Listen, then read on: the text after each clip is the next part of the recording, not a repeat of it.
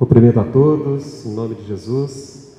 Queria dizer que é uma alegria estar aqui e que eu tenho o débito de gratidão da minha fé cristã. Quando me converti foi no contexto de um pastor assembleiano que pregou a palavra e me converti, frequentei a Assembleia há algum tempo em Belo Horizonte, mas por várias ocasiões e circunstâncias, hoje eu estou na igreja presbiteriana, mas sempre tive um amor e uma gratidão a Deus pelo ministério das Assembleias de Deus no Brasil, e é uma honra estar aqui hoje. Bom, eu vou começar lendo um versículo para a gente falar sobre uma temática. Você que veio hoje está se perguntando, sobre o que nós vamos falar. Nós vamos falar sobre arte e fé cristã, que é um tema muito importante, mas infelizmente pouco falado no contexto de igreja, Então eu vou ler em Colossenses, no capítulo 1, vou ler do versículo 15 até o 20. Colossenses capítulo 1, versículos 15 a 20.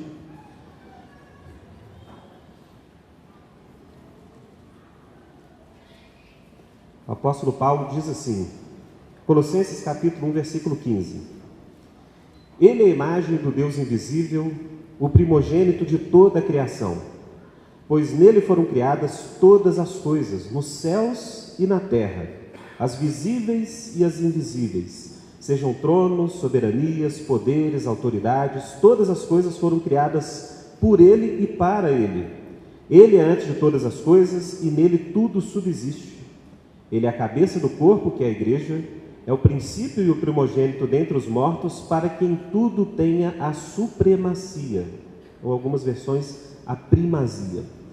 Pois foi do agrado de Deus que nele habitasse toda a plenitude, e por meio dele reconciliasse consigo mesmo todas as coisas, tanto as que estão na terra quanto as que estão nos céus, estabelecendo a paz pelo sangue derramado na cruz. Amém? Os irmãos podem se sentar?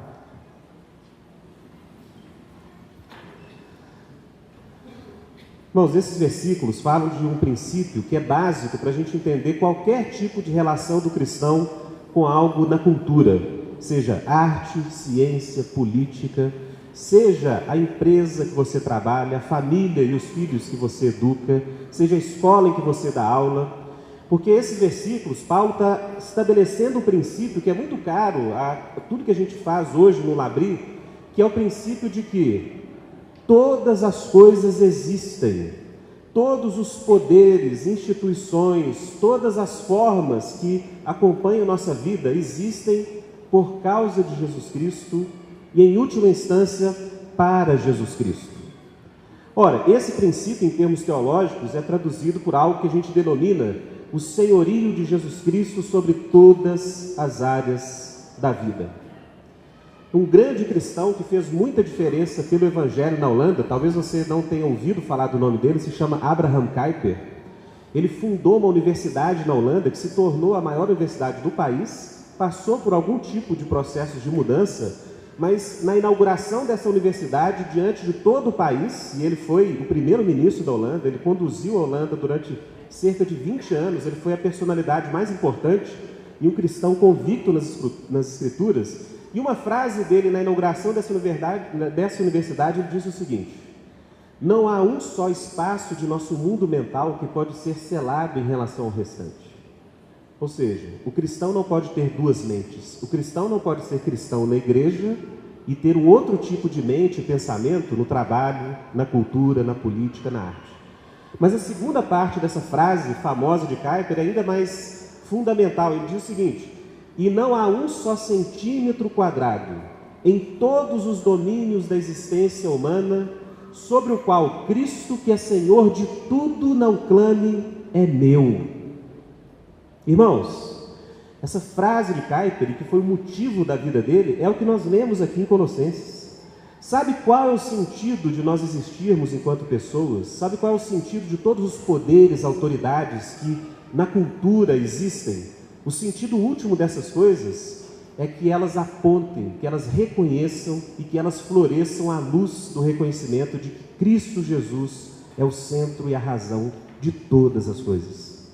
A igreja por muito tempo tentou dividiu o senhorio de Cristo como se Jesus fosse Senhor na igreja, mas Jesus não fosse Senhor em nada da cultura. Ora, irmãos, a gente sabe que esses poderes que foram criados se rebelaram contra Deus, assim como o homem se rebelou. Então, quando a Bíblia fala de potestades, poderes, não são somente poderes sobrenaturais, são poderes também da sociedade, da cultura, que não expressam o senhorio de Jesus. Mas se tem uma forma de falar do ministério cristão que mais resume o que nós somos no mundo, nós somos agentes de reconciliação. O ministério de reconciliação é dado a todos os cristãos porque Jesus, pelo sangue derramado na cruz, está reconciliando com o Pai todas as coisas, tanto as que estão nos céus quanto as que estão na terra. Irmãos, então esse é o contexto. A palestra foi colocada lá para ser projetada, para os irmãos acompanharem. Esse é o contexto que a gente tem para dizer o seguinte: a arte também é um campo que deve ser reconciliado com o Senhor Jesus. O pastor mencionou os casos que nós vimos há alguns meses, tanto aquele Queer Museu em Porto Alegre, quanto no Museu de Arte Moderna de São Paulo, expressões artísticas que são totalmente adversas àquilo que o Evangelho coloca, aos princípios que nós acreditamos e ao próprio senhorio de Jesus. Irmãos, deixa eu te falar uma coisa muito simples. Não adianta a igreja se levantar somente quando a gente vê algo chocante como aquilo. Se os cristãos não estão lá dialogando, produzindo uma arte que venha a ser mais rica, que venha a ser mais plena que aquela, dificilmente nossa voz será ouvida quando a gente for reclamar de que uma arte ruim foi produzida. Então, irmãos, eu queria compartilhar aqui, durante essa palestra, alguns princípios básicos de arte e fé cristã. Então, o primeiro ponto seriam os desafios que a gente tem hoje em relação à arte no mundo, tá? Os desafios que eu chamo de desafios estéticos. Pode passar o próximo slide. E o primeiro ponto aí. Então, o primeiro ponto que eu chamo a atenção aqui é o que eu chamo de... Nós passamos no nosso contexto e na nossa sociedade, eu falo aqui de todo o mundo ocidental, em um processo de profundo desencantamento. O que eu quero dizer com isso? Ora, se você lê os Salmos na Bíblia, você percebe uma coisa. Quando um judeu que temia a Deus, quando uma pessoa que temia a Deus, ele olhava as montanhas, os animais, ele olhava as lavouras dando seu fruto, ele atribuía todos esses processos naturais a uma causa última, que era o próprio Criador. Irmãos, então, para o judeu antigo, que vivia na época da Bíblia, não existia somente, digamos assim, um processo natural que fazia a chuva descer sobre a terra. Não, quem que causava a chuva? Deus causava a chuva. Os animais, você podia estudar biologicamente como que os animais caçavam as suas presas e eram alimentados, mas para o salmista, quem que alimentava os animais? É Deus que alimenta os animais. As nuvens no céu não eram somente nuvens, Deus cavalgava sobre as nuvens. Ou seja, o mundo antigo, ele era encantado em que sentido? É que o olhar das pessoas para a realidade, ela expressava de que Deus habitava todas as coisas, e por trás de todos os fenômenos que hoje nós chamamos de naturais, havia a glória de Deus. Irmãos, hoje o mundo foi desencantado por coisas que a gente fala e chama de ciência, a razão analítica, mas principalmente um movimento moderno, profundamente humanista, que começou a desencantar o mundo e dizer o seguinte: não, a chuva não é Deus que causa, são relações naturais, e a ciência explica isso. Não, as nuvens não têm relação nenhuma com Deus, as nuvens são um processo, de evaporação da água, que a ciência explica.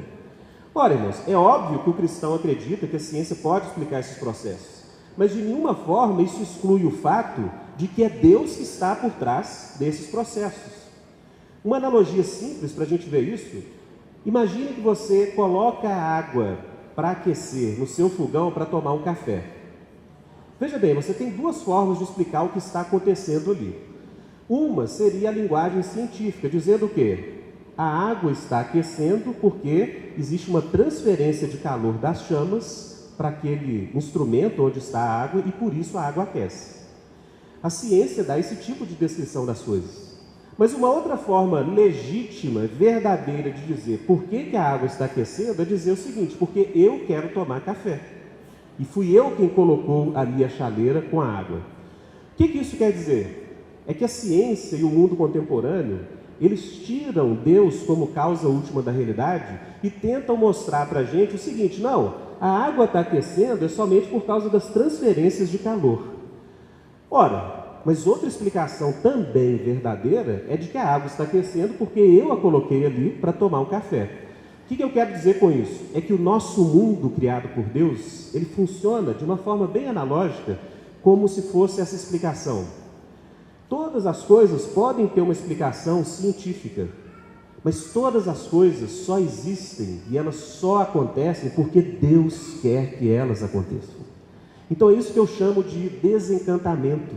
A gente tem sido ensinado nas escolas, desde cedo, a pensar o seguinte, que a água seria H2O. Ora, uma forma de explicar o que a água é de fato dizer que ela é H2O. Mas um autor cristão, também teórico da arte, dizia o seguinte: a água, se nós somos cristãos de fato, a água não é H2O. H2O é uma forma humana, racional e científica de descrever uma realidade que Deus criou e que é muito mais do que essa forma. Irmão, sabe o que é a água? A água é aquilo que você experimenta quando está com sede. A água é quando você entra no chuveiro depois de um dia cansativo e experimenta ela escorrendo pelo seu corpo. A água é aquilo que você vê no mar sendo movido nas ondas e nas marés. A água é aquilo que você vê numa lagoa, que é lindo, e a luz do sol, dependendo da hora do dia, vai ter um tipo de paisagem de encantamento para nós. Ou seja, as coisas são bem mais do que o mundo contemporâneo diz que elas são. Então é nesse sentido que o papel da arte é fundamental. Por quê? Porque nós temos sido ensinados a sermos desencantados, a vermos as coisas com um olhar frio, somente de necessidade de controle. E se nós vemos as pessoas antigas, e os artistas, e os poetas, e os salmos são poesias e são expressões artísticas, você percebe que a visão que eles tinham da realidade era muito mais rica. Então a gente passa por um período de empobrecimento da nossa imaginação.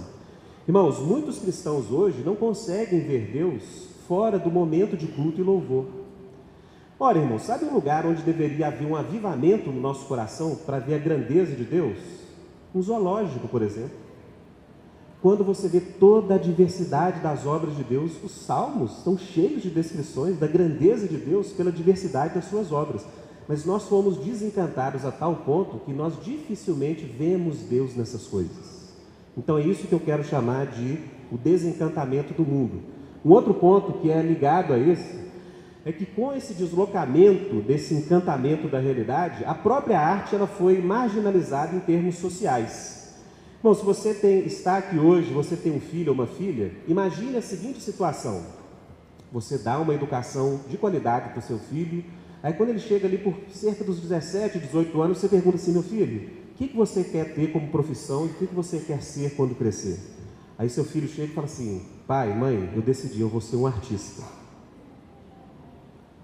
Qual é a reação do pai que ouve isso de um filho hoje? Sejamos honestos, de extrema preocupação. Geralmente os pais diriam o seguinte: meu filho, fazer arte é muito bom, mas isso deveria ser um hobby na sua vida. Você poderia ter uma profissão e você poderia então produzir arte e mexer com arte como hobby ou no tempo livre que você tiver. Ora, isso é muito sério, porque antigamente, antes desse processo de desencantamento, artistas eram, em alguns contextos, as pessoas mais respeitadas de uma sociedade.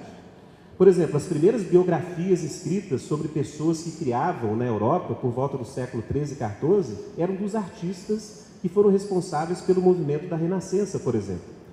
Ou, numa outra linguagem, se você vai em uma cidade antiga como Ouro Preto, em Minas, né, uma cidade histórica, eu sei que aqui em Goiás também vocês têm cidades históricas, você percebe o quê? Que cada detalhe das cidades, das construções, era cheio de detalhes artísticos e estéticos. Por exemplo, em Ouro Preto, você tem uma dos city tours da cidade, é você ir pelas fontes de água da cidade. Gente, já viu hoje quando a prefeitura constrói uma fonte de água? Que coisa pobre. Às vezes é um negocinho de concreto e um caninho, né, com uma torneira. Gente, em Ouro Preto, você vai numa fonte de água, você tem um leão com a boca aberta e a água escorre pelo leão e por cima você tem um arco cheio de detalhes estéticos. Sabe qual que é a diferença daquela realidade para a nossa?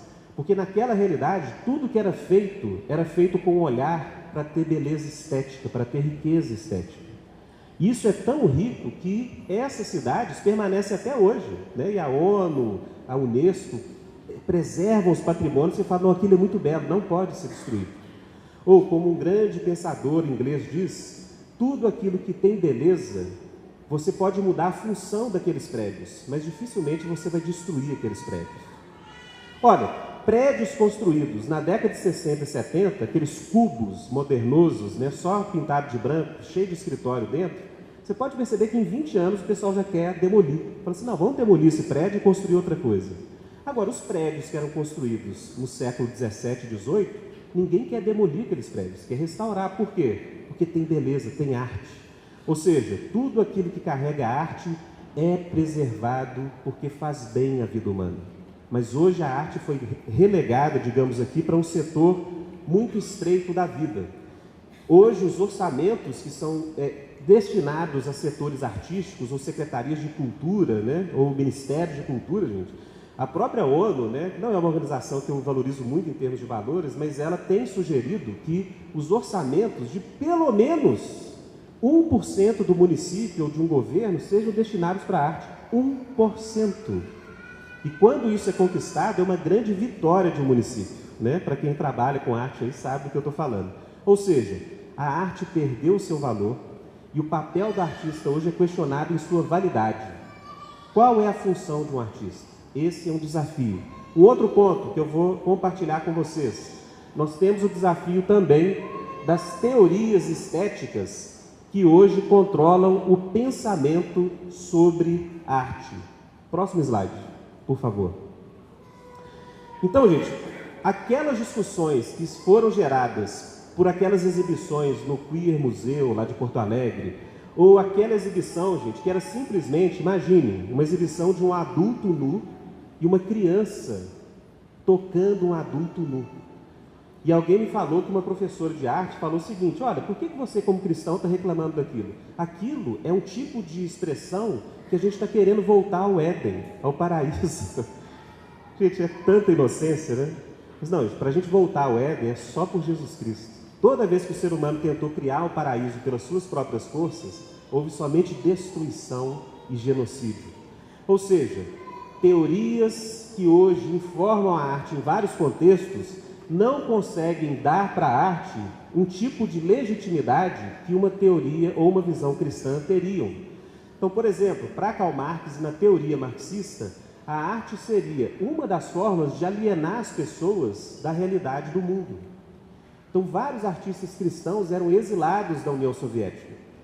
E um sucessor de Stalin, que se chamava Nikita Khrushchev, ele chegou a publicar, né, como forma de lei, de que todo artista que habitava a União Soviética teria que produzir arte que refletisse a ideologia do partido. Ou seja, a liberdade do artista é profundamente limitada por uma forma de pensamento específico. Pode retornar naquele lá. Isso. Outro tipo de visão de arte, Freud, né, que dizia que a arte é uma forma de você fugir da realidade e evitar esses conflitos que a realidade coloca.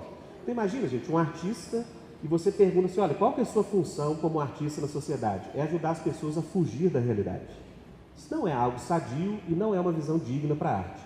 Um outro exemplo seria o de Nietzsche, né, que está muito por trás dessas exibições contemporâneas, que colocava o artista num lugar muito central da sua filosofia, né? Ele era anti-fé cristã de uma forma bem radical, e ele costumava dizer o seguinte, que o artista era aquela pessoa que iria desconstruir os valores que a sociedade cria. E o artista era aquele que criaria novos valores. Ou seja, o artista é aquele que gera conflitos, que coloca em dúvida os valores estabelecidos. Eu ouvi uma história muito interessante certa vez, de que em um curso de missões em Belo Horizonte, um professor de arte usava a teoria de Nietzsche para ensinar os cristãos. Irmãos, eles foram para fazer missões e usar a arte como instrumento de evangelismo, que é uma das funções da arte legítimas, não pode ser reduzido a isso. E sabe o que o professor ensinou para eles? Que eles deveriam levar as pessoas a questionar os seus valores por meio da arte. No último trabalho da escola, eles fizeram um jogral, foram apresentar numa igreja e simplesmente diante de uma igreja cheia, eles questionaram a existência de Deus por meio do jogral. O pastor, preocupadíssimo, falou assim, Rodolfo, eu acho que a gente colocou um professor de arte equivocado lá no curso. Porque ele ensinou uma teoria de arte que usa a arte para questionar valores estabelecidos. Os meninos, em vez de fazer missão, eles estão agora questionando a própria fé cristã. Ele falou assim, então a gente demitiu o professor, na época eles até me convidaram para dar umas aulas lá, mas infelizmente não deu. Mas veja bem, gente, isso é muito sério. Teorias sobre arte fazem muita diferença. E o último ponto aqui, antes da gente falar uma proposta bíblica positiva, é a seguinte, de que a resposta cristã, próximo slide, a resposta cristã tem sido insuficiente. Por quê? Como eu disse no início, gente, não basta criticar o que está acontecendo lá fora, tá? Várias igrejas têm feito o quê? Feito o seguinte, algumas falam, olha, a arte é um negócio perigoso, a arte tem muita perversão, o meio da cultura é um meio difícil, então é melhor não se envolver. Jesus veio salvar a nossa alma e se a gente não se envolver com isso, a gente vai acabar se livrando de muito trabalho e de muito tipo de tentação. Isso é o que eu chamo de um pietismo, né? Você reduz a fé somente à sua salvação pessoal e como se Deus não se importasse com as coisas que estão acontecendo. O segundo tipo de resposta é o que eu chamo de síntese, que seria o quê? Ora, sim, o cristão tem que se envolver com arte, mas nessa visão é colocado o seguinte, que o cristão pode se envolver com arte e usar todas as teorias sobre arte que já são produzidas na sociedade. Teorias materialistas como a de Marx, teorias psicoanalíticas como a de Freud, ou teorias filosóficas como as de Nietzsche. Irmãos, isso também não é suficiente. Por quê?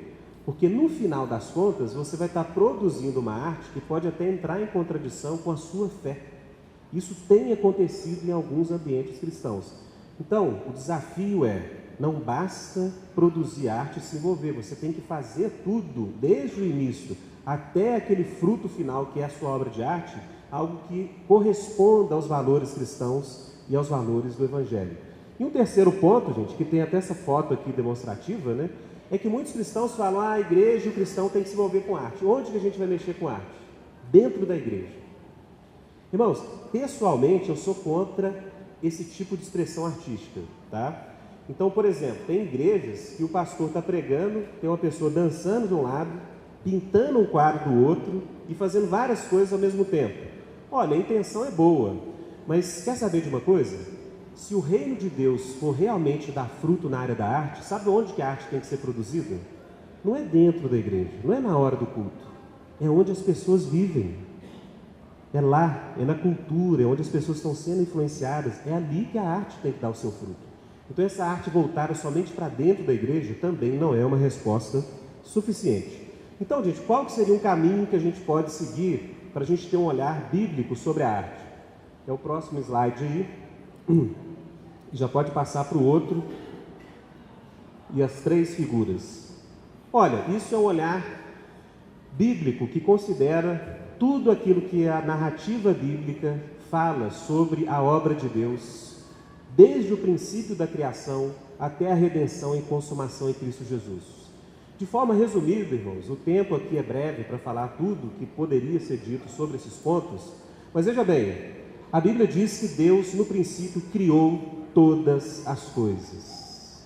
E não somente criou, a Bíblia diz em Gênesis 1 várias vezes, mas o versículo 31 de Gênesis 1 diz o seguinte: e viu Deus tudo o que havia feito, e eis que era muito bom. Não era bom só não, muito bom.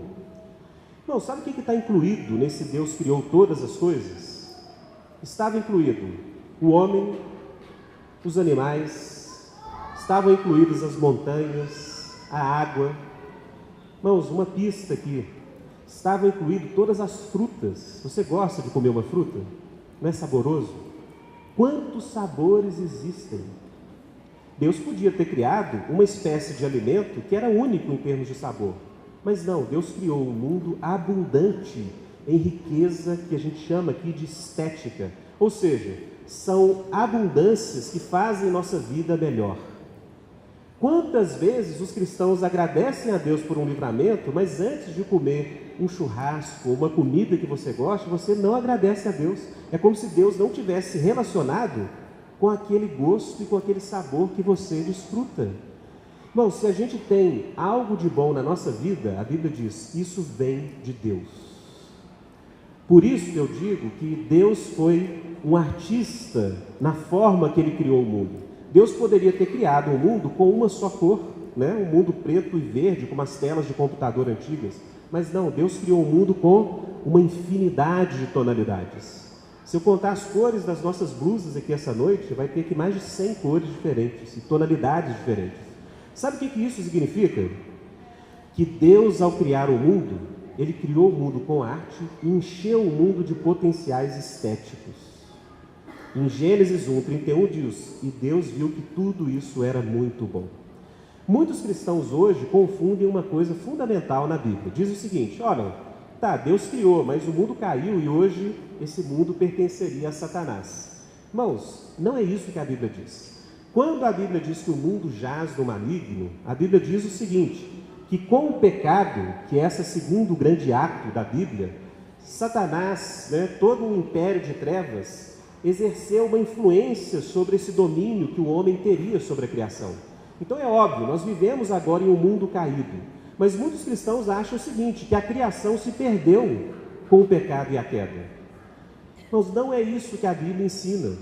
Salmos 19 diz claramente: os céus manifestam a glória de Deus, e o firmamento anuncia a obra das suas mãos. Um dia discursa outro dia, e assim por diante.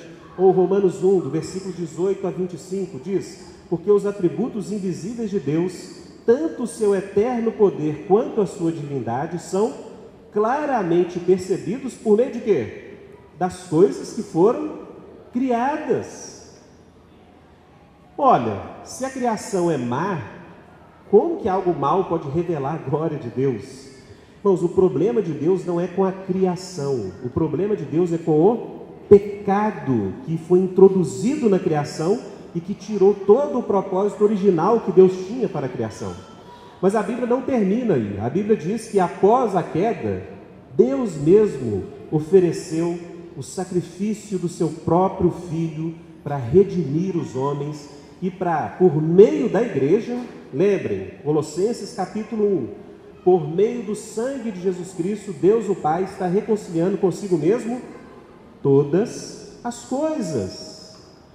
Irmãos, quando a gente fala que a fé cristã se relaciona com todas as coisas e que Jesus é Senhor sobre todas as coisas, não entenda que a gente está dizendo que o mundo desse jeito terrível que está aí, que Jesus, digamos assim, o reino dele é isso aí, de forma alguma.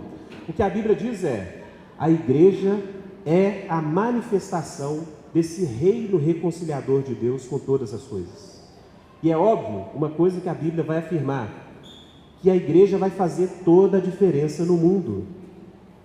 Quando Jesus, em Mateus capítulo 5, 6, 7, no Sermão do Monte, ele diz coisas como: olha, fazei as vossas boas obras diante dos homens, para que eles vejam as vossas boas obras e glorifiquem o vosso Pai que está nos céus. Depois Jesus fala: olha, mas não faz boas obras para se gloriar, porque isso é hipocrisia.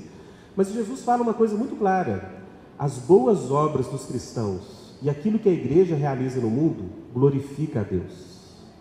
E Jesus fala o seguinte da igreja: olha, pode uma cidade edificada sobre o monte ser oculta? Pode se esconder uma cidade edificada sobre o monte? Sabe o que Jesus está dizendo? A igreja é a referência do mundo.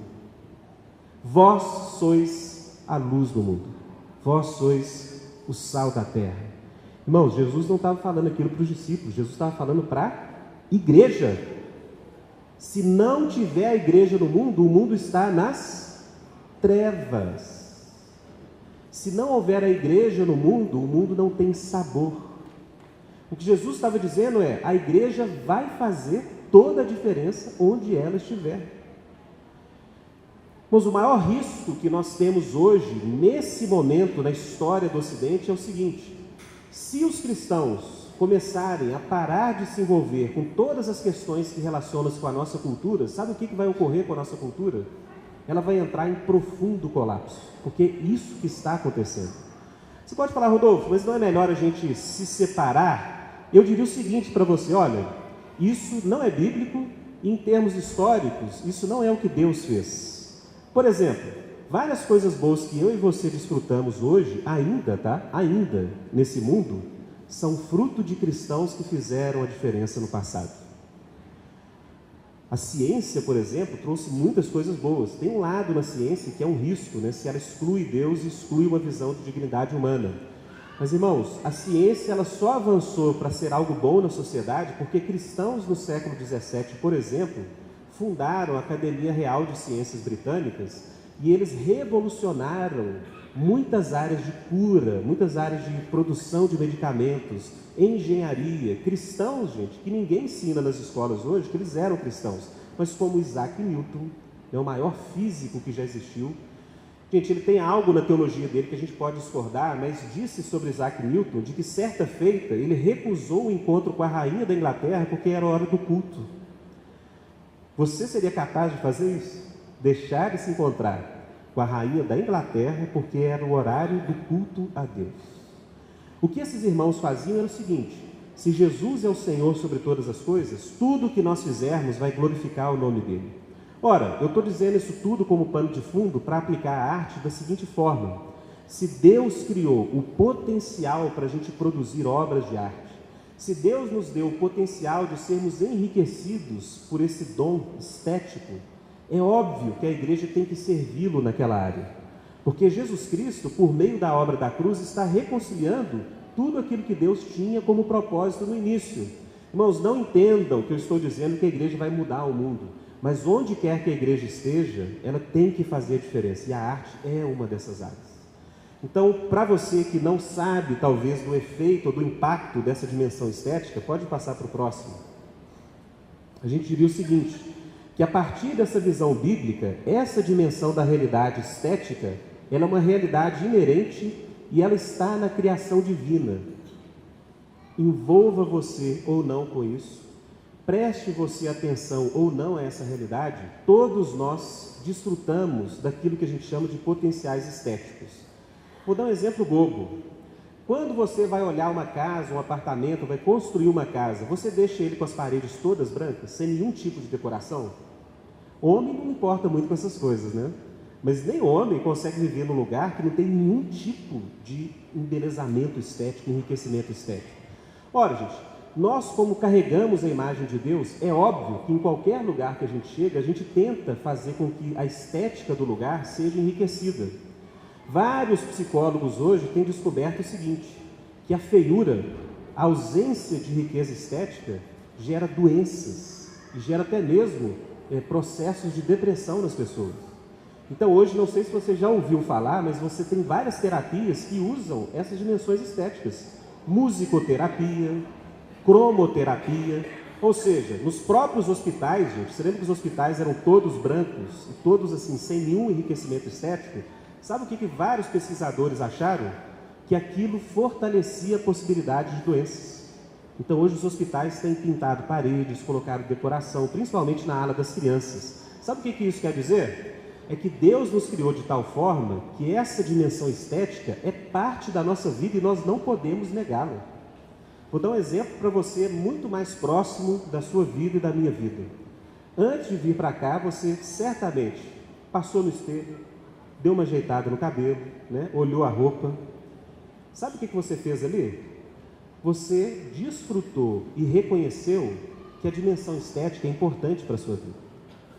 Ou seja, todos nós vivemos e reconhecemos essa realidade.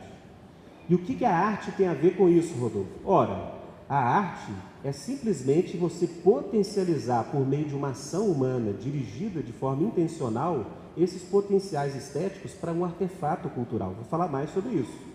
Mas o artista é aquele que enriquece nossa vida por meio de trazer para próximo de nós essas dimensões estéticas que aqueles que não são artistas passam e ficam totalmente desapercebidos em relação a isso. Então pode passar o slide, eu vou mostrar aqui duas imagens para exemplificar isso, que eu já falei, né? Pode passar. Depois eu volto para lá. Então, gente, veja bem, a presença do estético na vida criada e na realidade criada está totalmente presente nos nossos contextos. Então, é a decoração de um ambiente, isso é estética, isso tem a ver com criação de Deus. Ou momentos de criatividade, né? Uma criança que canta, ou você coloca músicas para o seu filho, ou você ouve uma música. Tudo isso tem a ver com arte, tem a ver com estética, tá? Gente, só para um parêntese, para esclarecer, arte é você desenvolver aqueles potenciais estéticos que já estão na criação, tá? Então a estética em si está presente numa árvore, numa folha, numa paisagem, tudo aquilo é estética. Agora o artista, ele produz um artefato de forma intencional que faz com que essa estética seja concentrada em algo que faça parte da nossa vida. Então pode voltar de novo naquele slide anterior. Então, gente, a arte, ela é, nesse contexto, uma resposta ao mandato cultural que Deus deu em Gênesis 2,15. Se você não ouviu esse nome até hoje, algo muito interessante. Quando Deus criou os homens e colocou Adão e Eva no jardim do Éden, qual foi o primeiro mandamento que Deus deu aos homens? Gênesis 1,28. Crescei, multiplicai, enchei toda a terra, dominai-a. Gênesis 2,15 é o mesmo princípio. E Deus colocou o homem no jardim do Éden para o lavrar e cultivar. Então, irmãos, Deus tem uma intenção na nossa vida que nós cultivemos aquilo que a criação dele já nos dá. Então é óbvio que Adão teve que cultivar a criação. E se os potenciais da criação são bons, e se eles enriquecem nossa vida, como eu dei o exemplo da arte, vários outros exemplos poderiam ser dados, é óbvio que o cristão que hoje reconciliou-se com Deus, ele tem também a missão de enriquecer a vida humana e glorificar a Deus por meio da arte, por meio daquilo que é estético. Gente, isso está tão claro nas Escrituras que quando Deus mandou, por exemplo, Israel construir o tabernáculo, você percebeu que Deus deu vários detalhes artísticos para conter no tabernáculo? E não somente isso, em Êxodo, Deus disse que Deus derramou o Espírito Santo para produzir no meio do povo de Israel pessoas com habilidades artísticas. Olha que maravilha! Ou seja, quando Deus construiu o local da sua adoração e habitação, claro, na antiga aliança, Deus não construiu o tabernáculo somente funcional, só com 4 paredes, tudo branco, o sacerdote entrava e não tinha nada. Não, Deus pôs uma arca, mandou fazer querubins de ouro, as madeiras todas esculpidas, você tinha romãs, você tinha as roupas sacerdotais. O que isso quer dizer para nós? É que Deus se importa sim em que nós venhamos a produzir arte que glorifique o nome dele, que enriqueça a vida humana, porque cultura é basicamente isso. Qual é a função da cultura? É que nós enriqueçamos nossas vidas. Irmãos, no sentido bem amplo e bíblico, a gente pode dizer o seguinte: o banco que você está sentado, é a roupa que você está vestindo, é produção cultural. Foi o ser humano que criou isso. Não foi Deus que criou a sua roupa. Deus deu ao homem o mandamento de que ele produzisse cultura. Nesse sentido, irmãos, não há como o cristão sair da cultura, porque cultura é um mandamento que Deus deu para todos os seres humanos. Sabe aquele vizinho seu que é ateu, não crê em Deus, mas ele sai de manhã para trabalhar, ele se dedica para estudar e ter uma profissão, ele compra, lá o seu carro, ele tem uma vida, os salmistas ficavam até assim: meu Deus, o ímpio muitas vezes é mais próspero que a gente, o que está acontecendo?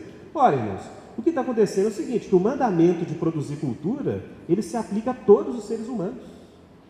Salmo 104, e sai o homem a trabalhar de manhã e retorna para sua casa no período da tarde, e isso também é obra de Deus.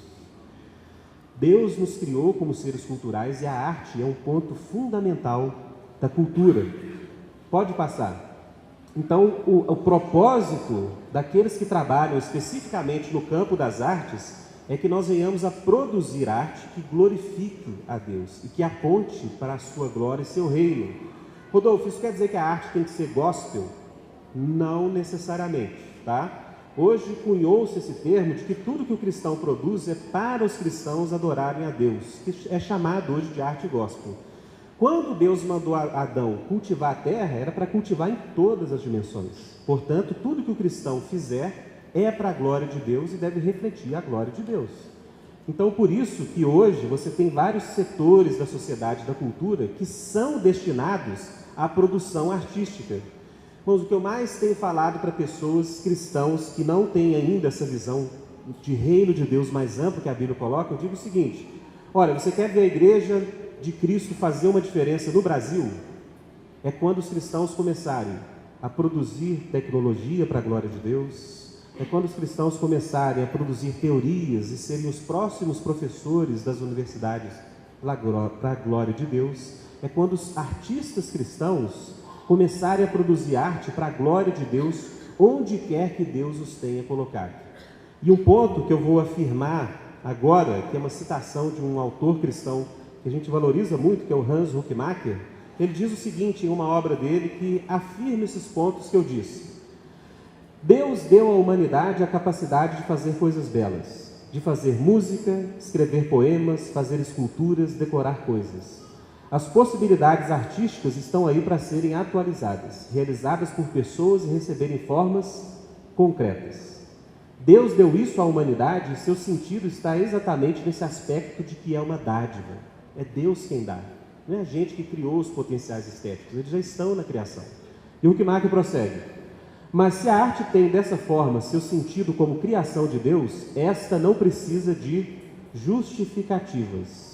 Sua justificativa é ser uma possibilidade dada por Deus, entretanto ela pode cumprir várias funções, e isso é uma prova da riqueza da unidade da criação de Deus.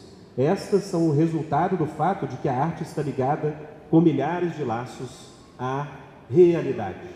Trocando em miúdos o que Huckmacher diz. Quando um cristão diz que vai trabalhar com arte, ele não precisa justificar o que ele vai fazer como se ele tivesse que prestar contas de que a sua vocação é inferior ou diferente, por exemplo, de um empresário cristão que se converte e continua exercendo sua vocação na sua empresa. Irmãos, vocês já viram cristãos perguntando para um empresário o seguinte: olha, agora que você converteu, o que você vai virar? O empresário vai falar o quê? Não, eu sou um empresário, eu vou continuar como empresário, mas agora eu vou fazer as coisas da minha empresa para a glória de Deus. Por que para o artista, muitas vezes, quando ele se converte, o cristão diz o seguinte: olha, agora que você se converteu, você já não vai poder produzir arte como você produzia. E muitos cristãos são forçados, são induzidos a ficar somente dentro da igreja com seus potenciais para produzir arte, enquanto o mundo lá fora e a área da arte lá fora está sendo totalmente dominada, conduzida por pessoas que não têm o mínimo temor e conhecimento de Deus. Irmão, sabe o que isso gera no final das contas? Uma arte empobrecida, uma arte que gera feiura, que gera indignidade, e uma arte que vai diminuir a glória de Deus no mundo e principalmente a imagem de Deus nos homens. Por isso, o grande desafio que nós temos a partir desse tipo de reflexão é sabermos o quê? Que arte tem que ser produzida para a glória de Deus, diante de Deus, no temor de Deus, onde quer que Deus nos envie para estarmos. Vou dar um exemplo que eu sempre dou de um cristão recente que tem um impacto muito grande numa área que é extremamente assim, polêmica, que é o cinema. Gente, o cinema hoje é uma área tão assim de missão que teve certa produtora de cinema em Hollywood, que é cristã, deu uma palestra numa igreja, está escrito no livro que se chama Behind the Screen. E ela disse o seguinte: olha, gente, vocês querem um lugar do mundo onde você tem que fazer missão com intensidade igual à Janela 1040? É Hollywood. Ela trabalhava lá. E os cristãos todos queriam fazer algo fora daquele contexto. Falaram: olha, Hollywood influencia o mundo inteiro. Onde estão os cristãos fazendo a diferença ali? E ela conta uma história interessante, que uma jovem se levantou e falou assim: eu assisti o Paixão de Cristo, achei um filme de Deus, converteu várias pessoas, eu quero ser o próximo Mel Gibson do cinema hollywoodiano. Ela perguntou para ela de forma educada, falou assim: quantos anos você tem? Ela falou assim: eu tenho 30. Ela falou assim: infelizmente está tarde demais. O Mel Gibson, para ter a influência que ele tem hoje, claro, ele tem seus pecados, a gente sabe aí das confusões que o Mel Gibson lida, mas ele produziu uma arte que, em termos de impacto cristão, ela chega a ser quase incomparável em termos de influência. Ela falou o seguinte: olha, na sua idade, o Mel Gibson já tinha feito quase todos os filmes Mad Max. Para quem já assistiu, gente, lembra, Mad Max 1, no início da década de 80, o Mel Gibson novinho, lá na Austrália. O que ela quer dizer com isso e qual que é a mensagem que eu trago para cada um de nós aqui?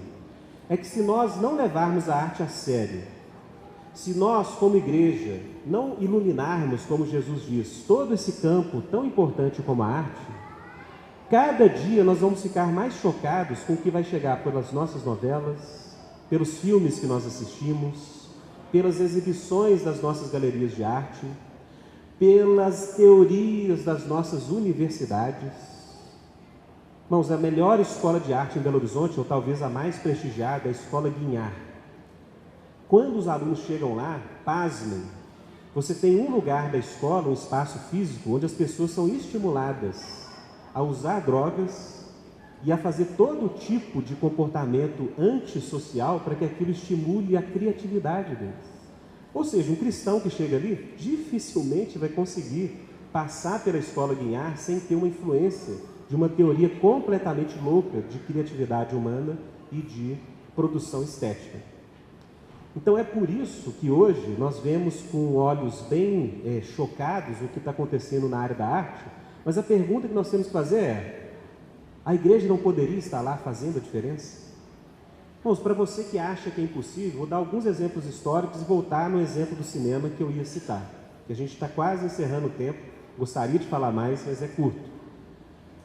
Quando a Reforma Protestante ocorreu, principalmente na Holanda e nos países que a gente chama dos países do norte da Europa, você teve uma revolução na área da produção estética e da arte. Talvez o maior compositor que o mundo já viu se chama Johann Sebastian Bach. Johann Sebastian Bach tinha 23 filhos, às vezes eu acho que ele é mais crente por causa disso do que pela produção artística dele, mas ele era tão sábio que à medida que os meninos cresciam, ele foi formando a própria orquestra, e ele era contratado por uma igreja. Irmãos, Johann Sebastian Bach era um cristão piedoso, devoto.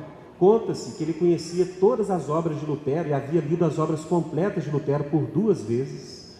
E ele compunha uma cantata por domingo.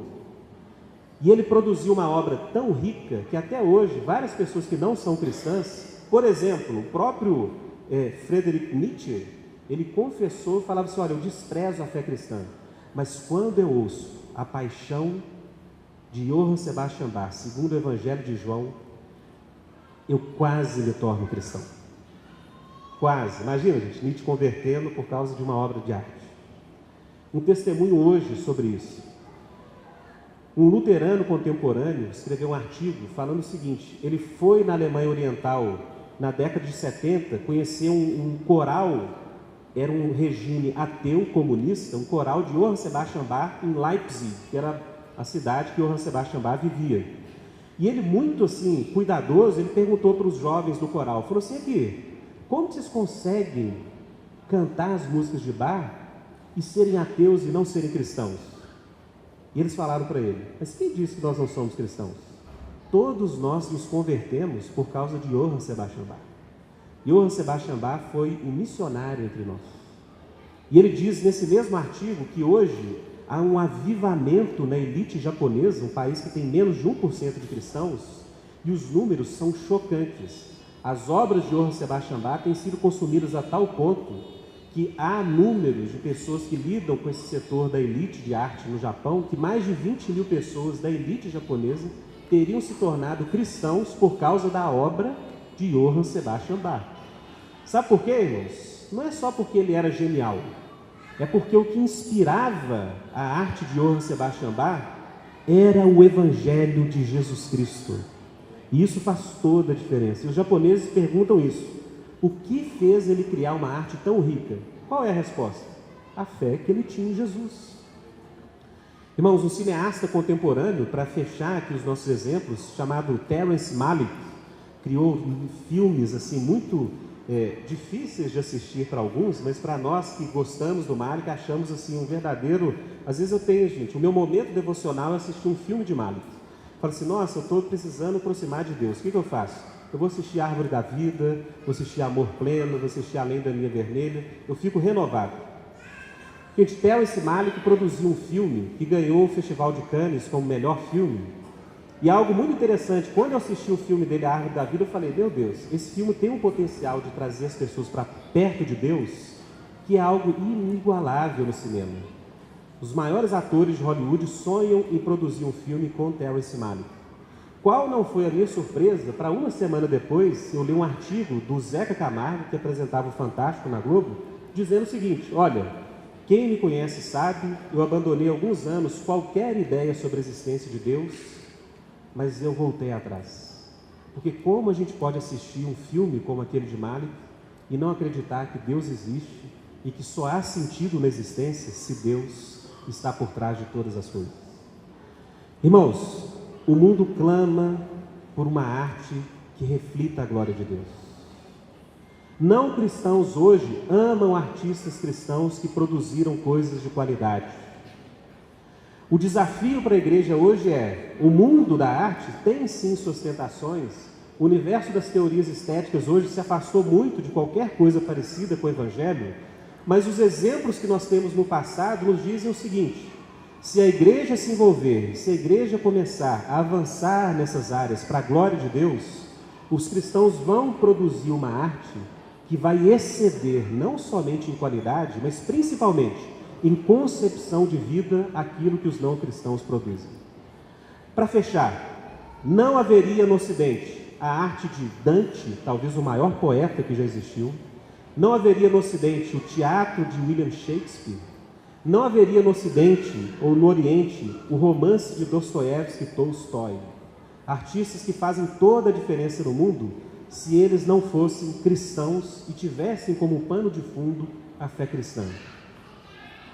Em vez de nós lamentarmos pelo Museu Queer, em vez de nós lamentarmos pelos museus de arte moderna e toda a loucura que hoje está acontecendo, eu desafio cada um de vocês a perguntar: o que poderia gerar nesses locais e na nossa cultura uma expressão daquilo que Colossenses diz, de que Deus o Pai está reconciliando em Jesus Cristo todas as coisas? Se Jesus Cristo está reconciliando todas as coisas, a arte não está fora disso.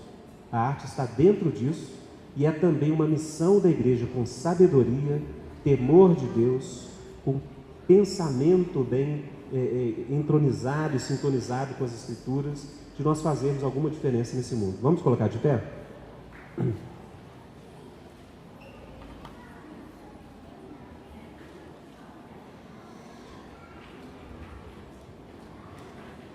Irmãos, foi uma palestra, né? Vocês viram, né? Foi uma pregação, mas apesar de eu tentar aqui dar uma ênfase em alguns pontos. Coloquemos nossos corações diante de Deus. Irmãos, esse é um chamado que muitos cristãos no passado deram tanto fruto que 300, 400 anos depois, os frutos ainda estão aí, para todos aqueles que têm um mínimo de percepção de sabedoria. O Evangelho é a história mais bela que já existiu na face da terra. E é óbvio que os cristãos que são inspirados por essa história podem produzir uma arte que vai exceder em riqueza estética a arte que não cristãos produzem. Então, como que um não cristão que acredita que tudo veio do acaso de uma explosão pode criar uma música que inspire nossos corações? Mas é óbvio que o cristão que vê sentido em todas as coisas, que vê a glória de Deus, das nuvens até o processo de alimento dos animais, pode criar uma arte que vai subverter e revolucionar o mundo contemporâneo. Eu tenho essa fé, a igreja tem esse potencial. Oremos a Deus, coloque sua vida, como você pode participar disso, em nome de Jesus. Senhor nosso Deus, nós colocamos nossas vidas diante do Senhor, pedimos a Ti que o Senhor nos perdoe por nós reduzirmos o senhorio de Jesus e o reino de Jesus e deixarmos o mundo, Deus, avançar com teorias, com produções artísticas que desumanizam, que blasfemam do Senhor, e nós não temos exemplos concretos para apontar e dizer, olha, esse é o caminho. Pai, eu sei que tem artistas aqui essa noite, eu sei que tem pessoas aqui que nunca ouviram falar, talvez, dessa temática. Eu oro para que o Senhor toque cada um de nós, como igreja, para sabermos qual é o nosso papel diante desse desafio tão grande, para que nós possamos ver como na época da Reforma, grandes artistas e artistas menores também, enriquecendo nossa vida, desde uma decoração interna até uma produção cultural de teatro, música, toda a produção de arte nas grandes cidades, toda a interação com a cultura, que o Senhor levante pessoas com sabedoria e discernimento e, como diz lá em Êxodo, cheios do Teu Espírito, porque o Senhor dá ao artista a capacidade de criar para a tua glória. Nós pedimos tudo isso, Deus, no nome de Jesus Cristo, teu Filho. Amém.